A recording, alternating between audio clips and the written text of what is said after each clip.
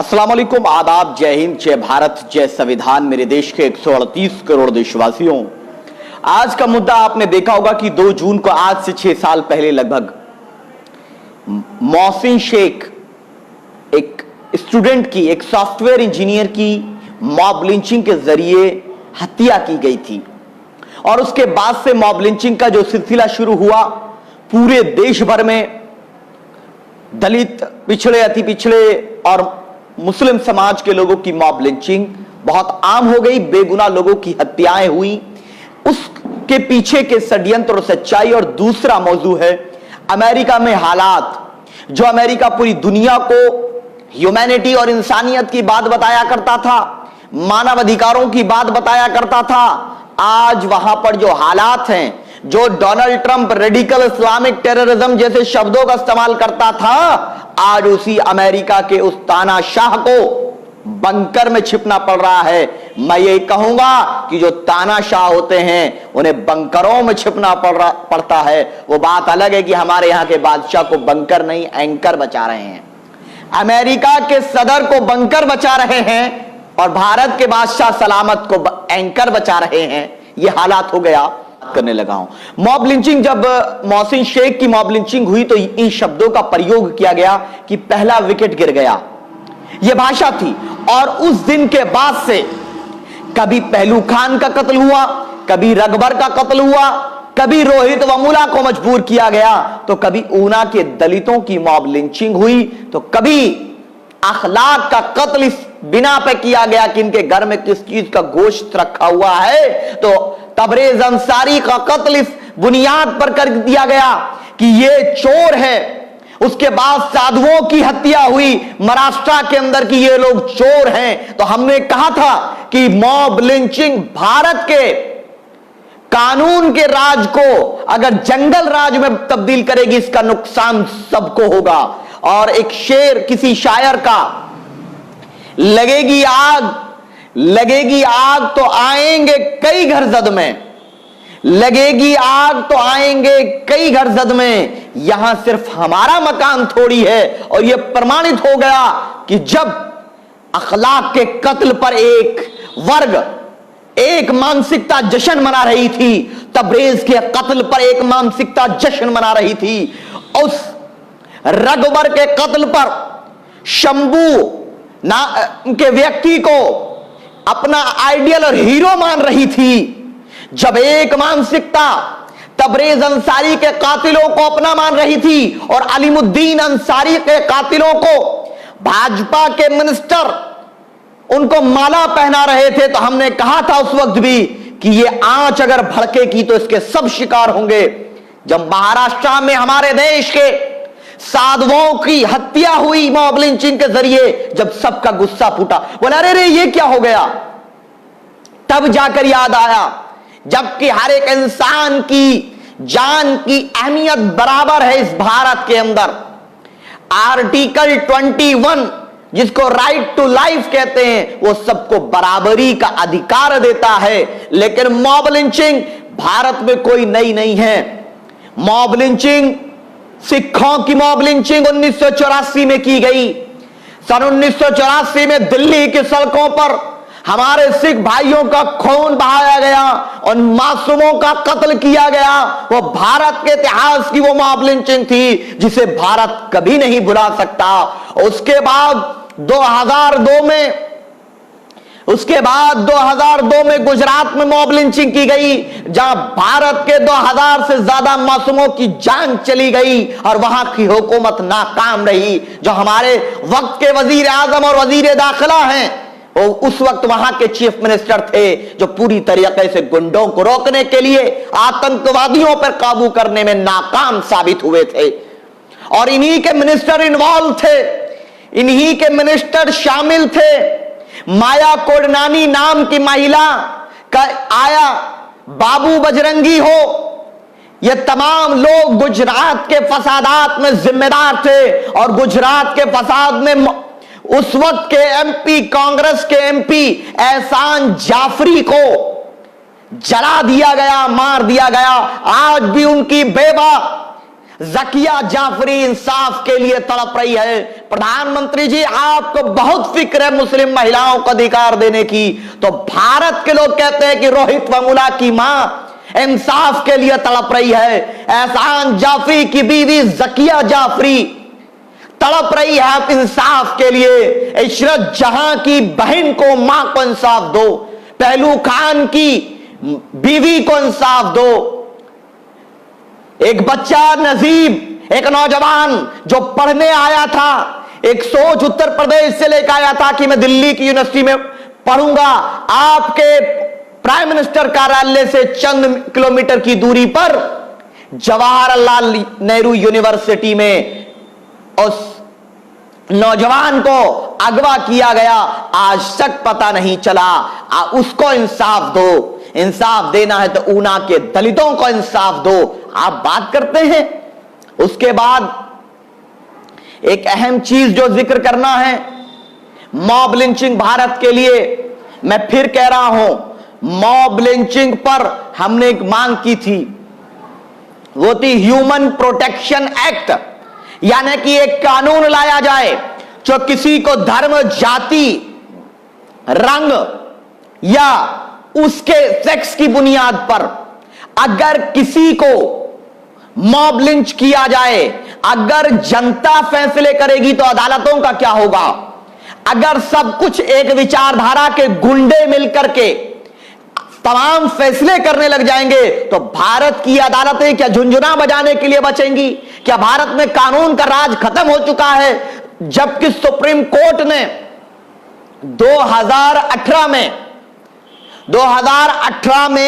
Supreme court ने यह कहा कि भारत सरकार को मॉब लिंचिंग के खिलाफ कानून लाना चाहिए, लेकिन भारत सरकार ट्रिपल तलाक पे कानून लाएगी, पाकिस्तान के लोगों के लिए कानून लाएगी, बांग्लादेश के कानून के लिए लाएगी, लेकिन भारत के नागरिकों के लिए कानून नहीं लाएगी, मूल निवासियों की जान की हिफाजत के लिए कानून नहीं लाएगी। अगर ह्यूमन प्रोटेक्शन एक्ट होता, मॉब लिंचिंग के खिलाफ कानून होता, तो आज जो साधुओं के हत्यारे हैं वो सूली पे लटक गए होते। अब याद आया ना मॉब लिंचिंग आपको? हम कह रहे थे कि धर्म के आड़ में मत देखो इसको, ऐसा करने वाले गुंडे हैं, आतंकवादी हैं। ये नए किस्म का एक आतंकवाद है। और मैंने एक बात कही थी, एक टेलीविजन पे तो लोग भड़क गए, मैंने कहा था mob lynching is modern form of terrorism. आतंकवाद का नया रूप मॉब लिंचिंग है, जहां एक मानसिकता के लोग, संकीर्ण मानसिकता के लोग खुद से तय करके ये अपराधी है या नहीं है, उसको मौत के घाट उतार देते हैं और बाद में पता चलता है कि उसका कोई अपराधी नहीं था। अब उसकी जान कौन लौटाएगा? मार तो दिया अखलाक को कि उसके घर में गोश्त था, लेकिन रिपोर्ट आती है कि नहीं नहीं वो तो गोश्त तो बकरे का था, मटन का था। तो अब बताओ उस अखलाक के बेटे को उसका बाप कौन लौटा करके देगा? उन्होंने के दलितों को इंसाफ कैसे मिलेगा? रोहित वेमुला की मां को रोहित कौन लौटा करके देगा? ये कब तक चलेगा? अरे एमडी शाहिदुल इस्लाम पूछ रहे इंजीनियर होके सोशल वर्क में क्यों आए? मेरे भाई, इंजीनियरिंग और जो भी कोई एजुकेशन है वो अपनी एक इंसान को इंसान बनने के लिए, एक बेहतर इंसान बनने के लिए नबी करीम सल्लल्लाहु अलैहि वसल्लम ने कहा तालीम को हासिल करो, और तालीम को हासिल करके, एजुकेशन को हासिल करके अपने देश की, अपने समाज की बेहतराई के लिए संघर्ष करो। यह मेरा मजहबी अकीदा भी है। और बाबा साहब अंबेडकर ने भी कहा था शिक्षित बनो, संघर्ष करो और एकजुट रहो, संगठित रहो। तो हमारा मकसद भारत के तमाम उस समाज को जिसको न्याय नहीं मिला उसको संगठित करके और संघर्ष करना है न्याय के लिए, क्योंकि अधिकार और हक मांगने से नहीं लिया जाता। बाबा साहब अंबेडकर ने कहा था कि अधिकार मांगने से नहीं, छीनने से लिया जाता है। और अब संवैधानिक तरीके से अपने मौलिक अधिकारों को छीनने के लिए संघर्ष संवैधानिक करना होगा। दूसरी चीज, मॉब लिंचिंग पे ये चर्चा हुई। अब अमेरिका का जिक्र करते हैं। अमेरिका का जिक्र करते हैं। अमेरिका कहता था कि हम लोग ह्यूमैनिटी के बहुत बड़े हैं, हम लोग सबको बराबर रखते हैं। जो वहां के अश्वेत होते हैं, यानी कि ब्लैक ब्रदर्स, हमारे काले भाई जो होते हैं, वो उनको बराबरी का नहीं मानते। और एक लॉयड नाम के एक लीडर, एक अश्वेत भाई को, एक ब्लैक ब्रदर को इन लोगों ने मार दिया, और मारने के बाद पूरे अमेरिका के 40 शहरों में आंदोलन है, और उग्र आंदोलन भी है। यहां तक कि राष्ट्रपति को बंकर में छिपना पड़ा, और वहां का एक पुलिस अधिकारी कहता है कि डोनाल्ड ट्रंप, कुछ काम की बात करनी है करो, वरना अपना मुंह बंद रखो। यहां किसी की हिम्मत है, किसी अधिकारी की हिम्मत क्या है दिल्ली जल रहा हो तो वो एक शब्द गृह मंत्री से यहां का अधिकारी कोई खुलकर कह दे? क्यों? क्योंकि ये न्याय नहीं, कुछ लोग सिर्फ और सिर्फ चापलूसी करना चाहते हैं। जो अमेरिका का राष्ट्रपति भारत में आकर के, जो भारत में आकर के रेडिकल इस्लामिक टेररिज्म बोल रहा था और भारत की एकता और अखंडता को खंडित करने का षड्यंत्र रच रहा था, आज वो अपने देश के, अपने लोगों से छिप करके उसको बंकर में जाना पड़ा। जबकि हमारे देश का संविधान और हमारा मजहब इस्लाम कहता है, न चाहे काला हो, गोरा हो, छोटा हो, लंबा हो, मर्द हो, औरत हो, सबको बराबरी का एहतराम और इज्जत है। सब कोई सुपीरियर नहीं है। हां, 5000 साल पहले दलित भाई को, पिछड़े अति पिछड़ों को ये लोग अपना गुलाम बनाकर रखते थे, लेकिन गुलामी की जंजीरें तोड़ डाली बाबा साहब अम्बेडकर के संविधान ने। और 1400 साल पहले बेटियों की इज्जत नहीं होती थी, वो बेटियों को उस जंजीरों से आजाद कराने वाली शख्सियत का नाम मोहम्मद अरबी, मोहम्मद मुस्तफा सल्लल्लाहु अलैहि वसल्लम है। सब बराबरी के अख्तियार रखते हैं। और ये अमेरिका, ये 2020 अमेरिका के लिए बिल्कुल भी सही नहीं है। पहले तो इनको तालिबान के सामने झुकना पड़ा, फिर कोरोना का कहर टूट गया, 1 लाख से ज्यादा लोग चले गए। इस डोनाल्ड ट्रंप की सनक की वजह से इतना बड़ा नुकसान अमेरिका का हुआ। मैं कहता हूं अमेरिका के लोगों की जान गई। डेफिनेटली हमारी संवेदना, हमारी इंसानियत इंसान के प्रति है, लेकिन आप जानिए कि ये कितना अहंकारी है, ये इतना रेडिकल है, इतना एरोगेंट है डोनाल्ड ट्रंप। ये बेवकूफ है, ये बेवकूफ है। इसको ये नहीं पता कहां क्या बोलना, क्या नहीं करना। इसके गलत फैसलों की वजह से अमेरिका में कोरोना का कहर टूटा। उसके बाद इसके गलत फैसले, और ये भड़का रहा है लोगों को कि आप भी आ जाओ, गोरे भी सड़क पे आ जाएं। अच्छी बात है, काले भाइयों के अधिकार के लिए गोरे लड़ रहे हैं, लेकिन जब भारत में अखलाक का कत्ल हुआ था तो हमें वो वाली मानसिकता वाले लोग तो कातिलों को माला पहनाने की सोच रहे थे। ये फर्क है वहां में और अमेरिका में। हर चीज अमेरिका से कॉपी करते हो ना, वो भी अमेरिका से सीख लो कि अमेरिका का पुलिस अधिकारी किस बेबाकी से अपने राष्ट्रपति को ललकारता है। अमेरिका के अंदर अगर कालों पर अत्याचार होता है तो गोरा भी साथ में खड़ा हो जाता है, लेकिन अगर यहां दलित पर अत्याचार हो, पिछड़े अति पिछड़े पे अत्याचार हो, अल्पसंख्यक पे अत्याचार हो, तो आरएसएस की मानसिकता के मुंह पे ताला लग जाता है। यह फर्क है वहां में और यहां में। अगर सीखना सीखो, वहां से तुम्हें बहुत आदत है, क्योंकि तुम वहां से बहुत सीखते ना। आप उनको क्या समझते नहीं मालूम, अब्बा समझते, क्या समझते नहीं मालूम, मैं कुछ नहीं बोल सकता। दूसरी चीज, अमेरिका के राष्ट्रपति को बंकर बचा रहे हैं। मैंने एक बात कही, दोबारा रिपीट कर देता हूं। अमेरिका के राष्ट्रपति को बंकर बचा रहे हैं और हमारे बादशाह सलामत को चंद टीवी एंकर बचा रहे हैं।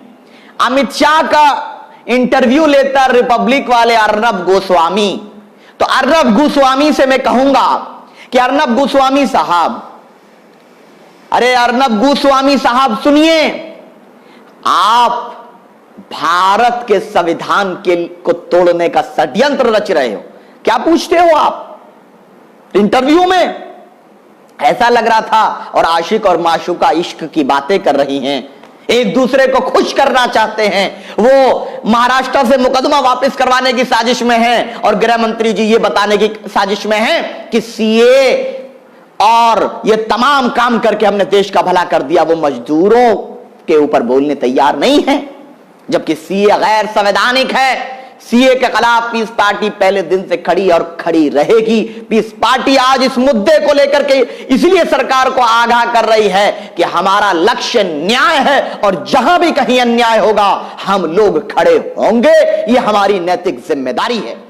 दूसरी तरफ आजम खान साहब, कल ट्विटर पर ट्रेंड चल रहा था रिलीज आजम खान फैमिली, हम लोगों ने भी उस पर सहयोग किया। हमारे वैचारिक मतभेद हैं आजम खान साहब से, बहुत से मसाइल हो सकते हैं हमारे आजम खान साहब से, लेकिन जिस तरीके से बकरी चोरी का मुकदमा, भैंस चोरी का मुकदमा, किताब चोरी का मुकदमा लगा करके जेल को डाला गया, लेकिन समाजवादी पार्टी के मुंह पे ताला लगा हुआ है। क्यों? क्योंकि नाम इनका आजम खान है। मैंने ट्वीट भी किया था, अगर इनका नाम अजितेश खन्ना होता तो अखिलेश यादव से लेकर पूरी समाजवादी पार्टी कहती कि समाजवाद खतरे में है, आंदोलन कर दो, जेल भरो, आंदोलन कर दो। आप देखो कि कांग्रेस समाजवादी से बहुत छोटी पार्टी है उत्तर प्रदेश में, लेकिन उनके प्रदेश अध्यक्ष अजय कुमार लल्लू को राजनीतिक द्वेष में, राजनीतिक दुर्भावना के कारण अगर जेल भेजा गया तो वो जल सत्याग्रह कर रहे हैं। अभी 15 दिन भी नहीं हो गए, जबकि 3 महीने हो गए आजम खान साहब के पूरे परिवार को जेल में, जबकि उनकी बेगम, उनकी अहलिया जिनका हाथ टूट गया, हाथ फ्रैक्चर हो गया, उसके बाद अखिलेश यादव नहीं बोले। अगर मुलायम सिंह यादव के साथ अगर यह होता तब भी क्या अखिलेश यादव जी चुप रहते? मैं पूछना चाहता हूं, क्योंकि उनका नाम आजम खान है और बलि चढ़ाई जा रही है आजम खान की। क्या संपत्ति की जांच अखिलेश यादव जी की नहीं होनी चाहिए थी? अगर सरकार को इनसे दुश्मनी होती तो इनकी भी जांच कराते ना, नहीं करते। इनको अपने इशारे पे खिला रहे हैं। कभी आपने देखा कि जब किसी यादव पे हमला होता है या कुछ दुराचार होता है तो उसकी आवाज अखिलेश यादव जी उठाते हैं? उठानी चाहिए, न्याय की आवाज उठानी चाहिए। लेकिन जब जुल्म दिल्ली में होता है, जब जुल्म मासूम जमातियों पे, जौनपुर में अमीर जमात का कत्ल होता है, तो अखिलेश यादव के मुंह पर ताला लग जाता है। अखिलेश यादव जी, और जब चुनाव आएगा तो आपके लोग कटोरा लेकर भीख मांगने आएंगे, लेकिन अब इनको वोट की भीख नहीं देना है। जो भी हमारे लिए न्याय की बात करेगा हम उसके साथ खड़े हैं, और जो आज इस न्याय की लड़ाई में साथ नहीं, जब कटोरा लेकर वोट की भीख मांगने आए, दुत्कार देना है और भगा देना है कि नहीं, हमारा वोट हमारे अपने भाई को होगा, हमारे साथी को होगा, न्याय के लिए संघर्ष करने वाले व्यक्ति को होगा। उधर ताहिर हुसैन पे जब मामला आता है तो अरविंद केजरीवाल चुप हो जाते हैं। अरविंद केजरीवाल भी कम नहीं है। दूसरी तरफ जब एहसान जाफरी का मामला आता है तो कांग्रेस चुप हो जाती है। हमारा वोट सबको चाहिए, हमारा इस्तेमाल सब करेंगे, लेकिन जब नंबर आता है तो सब धोखा देकर के भाग जाते हैं, सब धोखा देकर भाग जाते हैं। कब तक धोखा खाते रहेंगे? इनसे बचो। भाजपा बेशक हमारे लिए आइडियोलॉजिकल डिफरेंस है, बहुत सारे विरोध हैं, लेकिन भाजपा से ज्यादा खतरनाक हमारे लिए वो है जो आस्तीन के सांप बनकर के काम करते हैं, जो हमारी राजनीतिक हिस्सेदारी को नहीं चाहते हैं। अब बात हिस्सेदारी की होगी, अब बात हिस्सेदारी की होगी, अब बात न्याय की होगी। जरूरी नहीं कि आपके सिंबल से ही कोई विधायक बने। हम किसी के गुलाम नहीं हैं, हम आजाद हैं, और भारत का संविधान हमें राजनीति करने की अनुमति देता है। कुछ हमारे साथी भी हैं, वो कहते हैं राजनीतिक नहीं होना चाहिए, सामाजिक काम करो। राजनीतिक देश में कुछ भी बिना राजनीति के नहीं होता। तबलीगी जमात के लोगों पर अटैक हुआ राजनीति की वजह से, सीए लाया गया राजनीति की वजह से। हम कह रहे राजनीति नहीं करेंगे। अरे राजनीति करने के लिए, लेकिन गंदी राजनीति हम नहीं करेंगे। राजनीति करने के लिए ही आप पैदा किए गए हो, हुकूमत करने के लिए और इंसाफ कायम करने के लिए, यानी कि न्याय देने के लिए ही आप भेजे गए हो। और अगर आप ये कहते हो कि मैं राजनीति नहीं करूंगा, मैं सियासत नहीं करूंगा, मैं हुकूमत की तरफ नहीं देखूंगा, बल्कि मैं सामाजिक काम करूंगा, तो आप धोखे में हो। और आप जो हमारा मिशन है, जो अल्लाह के नबी ने जिसकी शुरुआत की थी, उससे भी भटकने की तरफ जा रहे हो। यह बात जिम्मेदारी से कह रहा हूं कि नबी करीम सल्लल्लाहु अलैहि वसल्लम ने हुक्मरानी नहीं की। जो आज टर्किश सीरियल अर्तगल चल रहा है, क्या उसमें हुक्मरानी का मसला नहीं? क्या इस मुल्क पे हमने हुक्मरानी नहीं की? लेकिन न्याय करना है, किसी दलित के साथ अत्याचार ना हो, किसी पिछड़े के साथ अत्याचार ना हो, किसी भी धर्म जाति के लोगों पर अत्याचार ना हो, यह आपको ध्यान में रखना है। लेकिन किसी के धर्म के प्रति हमारी भाषा गंदी ना हो, यह ध्यान रखना है। लेकिन जो कहते हैं ना मैं सियासत नहीं करता हूं, वो सबसे बड़े गलत फहमी में है और देश को गुमराह कर रहे हैं। क्यों नहीं करते भाई? किसने मना किया? कुछ लोग कहते हैं कि नहीं हम विधायक तो नहीं बन सकते, लेकिन हम लोग डॉक्टर बन जाए, इंजीनियर बन जाए। डॉक्टर बनना अलग, इंजीनियर बनना अलग, लेकिन हुकूमत के लिए संघर्ष करना वो हमारी सारी लड़ाई हुकूमत की है। जितने मुद्दे आ रहे हैं, अखलाक का कत्ल हो, पहलू खान का कत्ल हो, सीए हो, राम मंदिर मामला हो या 370 हो, सब राजनीति तो है। कोरोना में भी राजनीति हुई ना। अगर हुकूमत हमारी होती तो स्मार्ट लॉकडाउन टर्की की तरह लगा करके मंदिर मस्जिद खुले रखे जा सकते थे ना। नहीं हुआ ना। लेकिन आपने ईद की नमाज घरों में पढ़ी ना। क्यों? क्योंकि हुकूमत आपके हाथ में नहीं थी। सीए आ गया और आप सड़कों पर खाली बैठे रहे। क्यों? क्योंकि आपके पास हुकूमत नहीं थी। सारी लड़ाई हुकूमत की, और हम कहते हैं हुकूमत की बात नहीं करेंगे, सियासत की बात नहीं करेंगे। सबसे बड़ी गाली है ये लोग। आरएसएस यही चाहता है, भाजपा यही चाहती है कि ये हुकूमत की बात ना करें, बस खाली लगे रहे अपने काम। और मेरे भाई, जहां जहां जो भी हमारी राजनीतिक पार्टियां काम कर रही हैं अलग अलग प्रदेशों में, सबका साथ दीजिए अलग अपने अपने प्रदेश में। क्योंकि हम लोग, जरूरी नहीं है कि एक ही आदमी पूरे देश के लोगों को लीड करे। विभिन्न नेता हो सकते हैं, कोई आपत्ति नहीं। सब नेताओं का सम्मान और अपने नेताओं पर विश्वास। हम लोग कन्हैया कुमार पर विश्वास कर लेते हैं। हम लोग एक बात बोल दे रावण, उसके बाद दिल्ली दंगों में गायब हो गया। तबलीगी जमात वाले मामले में कन्हैया कहीं नजर नहीं आया, लेकिन हम उसको नेता मान लेंगे। लेकिन अपनों को मानने की बात आई, कहेंगे नहीं वैसे तो सब कुछ ठीक है, लेकिन बाल लंबे नहीं रखते, नहीं जीन्स पहनते, बाकी सब कुछ ठीक है। अपनों के अंदर कमी निकालना बंद करना होगा हमें। अगर आपको मशवरा देना है, हमदर्दी है, तो मुहिम में शामिल होकर के, बाहर से खड़े होकर के नहीं, मुहिम में शामिल होकर के मशवरे दो कि इस मशवरे से हम ये बेहतर रास्ता तय कर सकते हैं। ये काम सलीबियों का और दुश्मनान इस्लाम का रहा है कि जब जब कोई ताकत मजबूत हो तो उसको कमजोर करने के लिए साजिश रची जाए, जैसा कि अपने अर्तगल गाजी सीरियल में देखा। और तमाम ताकतों को जोड़ने का काम हमें करना होगा। और अगर कोई मेरा भाई कांग्रेस समाजवादी में है या हमसे इत्तेफाक नहीं रखता, किसी को हमारी बात पसंद नहीं, तो दूर से उंगलियां उठाने से बेहतर होगा कि आओ इंसाफ की और न्याय की मुहिम में हिस्सेदार बन करके मशवरे दो। हम आपके मशवरे को भी कबूल करेंगे और आपको अपने कांधों पे बिठा करके हुकूमत का रास्ता तय कराएंगे। हमारा मकसद, लोग कहते हैं ये तो राजनीति में आ गए, राजनीति में आ गए। हां, मेरा मजहब इस्लाम कहता है कि राजनीति में आओ और न्याय करो। तारीख मदीना पढ़ लो, फतेह मक्का पढ़ लो, फतेह बैतुल मुकद्दस पढ़ लो, फतेह कुस्तुनतुनिया पढ़ लो, फतेह हिंद पढ़ लो, और फिर मुझसे आकर के कहना कि जब हजरत उमर रज़ी अल्लाह अन्हु ने क्या हुक्मरानी नहीं की, हजरत अबू बकर रज़ी अल्लाह अन्हु ने नहीं की, शेर खुदा हजरत अली ने नहीं की, नबी करीम सल्लल्लाहु अलैहि वसल्लम ने न्याय नहीं किया। दुनिया का सबसे बेहतरीन लीडर, दुनिया का सबसे बेहतरीन नेता अगर कोई गुजरा तो उनका नाम मोहम्मद अरबी मोहम्मद मुस्तफा सल्लल्लाहु अलैहि वसल्लम है। क्या उनके कदमों से उड़ी हुई धूल के इशारे पर थिरकना हमारी जिम्मेदारी नहीं है? कहते सियासत नहीं करेंगे। ये लोग दुश्मन है जो ये बात करते हैं, ये सलीबियों के, ये लोग यहूदियों के गुलाम हैं जो लोग सियासत से दूर करते हैं और कहते हैं हमारी तादाद कम है। तादाद कब ज्यादा थी? मैं तो पूछ रहा हूं ना, मुझे समझा दे कोई तादाद कब ज्यादा थी। लेकिन हमारा हौसला हमेशा बुलंद था और हमारा मकसद किसी पे जुल्म करना नहीं था। बेटियों की इज्जत, चाहे वो किसी कबीले, किसी जाति, किसी धर्म की हो, बच्चों का से मोहब्बत चाहे वो कोई भी हो, और तमाम धर्म जाति के लोगों पर जबरदस्ती किसी पे नहीं। सिर्फ इंसाफ और न्याय, जो प्रताड़ित समाज है उसके साथ न्याय करना लक्ष्य हुआ करता था। आज मैं ये बात मुझे ये इसलिए कहना पड़ा क्योंकि कुछ लोगों ने कहा नहीं राजनीति में नहीं आना चाहिए।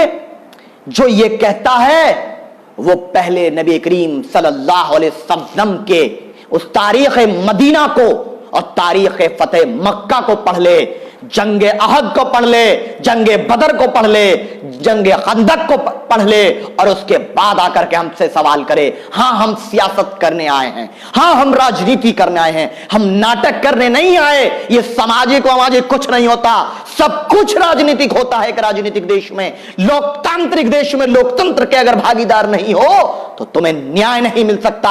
दर दर की ठोकरें खाओगे। क्या करोगे 10,000 इंजीनियरों का जब उनको सरकारी नौकरी देने वाले नौकरी नहीं देंगे?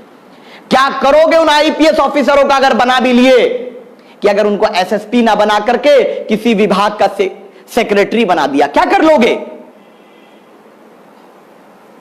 सब कुछ हुकूमत ने, एक प्रधानमंत्री जी है ना नरेंद्र मोदी, उन्होंने कहा 500 और 1000 की नोट बंद हो ही नहीं हुई। सबने मना किया, कोई किसी की चली हो गई ना। ये हुकूमत की ताकत है। आप कह लो जरा 2000 की नोट बंद, हम भी देखें। कितने भी सामाजिक सही आप कर लो, 10 लाख लोगों का इकट्ठा, संगठन इकट्ठा 2 करोड़ का इकट्ठा कर लो, मेंबर बना लो 2 करोड़, कहो कि हम तो सामाजिक हैं और हमारी बात मानो, 2000 नोट की बंद कर दो। क्या 2000 की नोट बंद हो जाएगी? नहीं होगी ना। इसीलिए हुकूमत ही जरिया है न्याय का, और न्याय सभी धर्म जाति संप्रदाय के लोगों के साथ। यही बातें आज मैं कहने की 2030 तक दुनिया बदलाव की तरफ जा रही है। दुनिया बदलाव की तरफ आ रही है। यूनुस खान, शादाब चौहान साहब, आप एजाज खान को अपने साथ लाइए। देखिए, एजाज भाई हो या जितने भी लोग समाज के लिए काम कर रहे हैं, राजनीतिक गैर राजनीतिक, मैं पहली बात तो सबकी इज्जत करता हूं और आपसे भी गुजारिश करता हूं कि किसी को कभी भी, जो भी अपनी कयादत है, अपनी लीडरशिप है, उसको गाली मत दो किसी को भी। उसकी विचारधारा अलग हो सकती है, भाई बदरुद्दीन अजमल साहब की विचारधारा अलग हो सकती है, लेकिन मैं एहतराम करना है। ये एक दूसरे के लिए मोहब्बत जब तक पैदा नहीं होगी, मिशन में कामयाब नहीं होंगे। और यही करते थे सलीबी हो, यहूदी हो, वही करते थे। तमाम रियासत के जो सदर होते थे, तमाम इलाकों के जो लीडर होते थे, उनको आपस में लड़ा दिया करते थे और फिर हुकूमत हासिल कर लिया करते थे। बांटो और राज से बचो, एक दूसरे को गाली देने नहीं, बल्कि कांग्रेस, सपा, बसपा और भाजपा के लोगों से सवाल करने का वक्त है। एक दूसरे से सवाल करना है तो कमरे में बैठ के करेंगे। टीवी, फेसबुक और ट्विटर पर एक दूसरे पर टिप्पणी नहीं करनी चाहिए। यह मेरा मशवरा है, किसी को भी नहीं करनी चाहिए। दूसरी चीज, सब लोग एक साथ लाने का हमारा प्रयास है, रहेगा, क्योंकि न्याय, आप ये देखिए कि पिछले वक्त में उत्तर प्रदेश में जब जब मामला आता है, डॉक्टर अयूब साहब सिर्फ उत्तर प्रदेश मामले में 3-4 मुकदमे लड़ रहे हैं। जमाती का मामला हो, जो सीए प्रोटेस्ट के दौरान लोगों को हत्या की गई और बहुत से लोगों की जान गई, उस मामले में भी मुकदमा डॉक्टर अयूब साहब पीस पार्टी के सदर लड़ रहे हैं। इसीलिए हमने कहा कि पीस पार्टी उत्तर प्रदेश के अंदर, क्योंकि हम उत्तर प्रदेश के वासी हैं, उत्तर प्रदेश के अंदर न्याय के लिए जमीनी सतह पर संघर्ष कर रही है। और अगर कोई तेलंगाना में संघर्ष कर रहा है उसको भी सैल्यूट, कोई महाराष्ट्र में संघर्ष कर रहा है उसको भी सैल्यूट, कोई केरला में संघर्ष कर रहा है उसको भी सैल्यूट, कोई आसाम में संघर्ष कर रहा है उसको भी सैल्यूट, लेकिन किसी को गाली नहीं देना। आप अगर मशवरा देना है तो पहले मिशन का हिस्सा बनिए, मिशन का हिस्सा बनने के बाद आप मशवरा दीजिए। जय हिंद, जय भारत, खुदा हाफिज।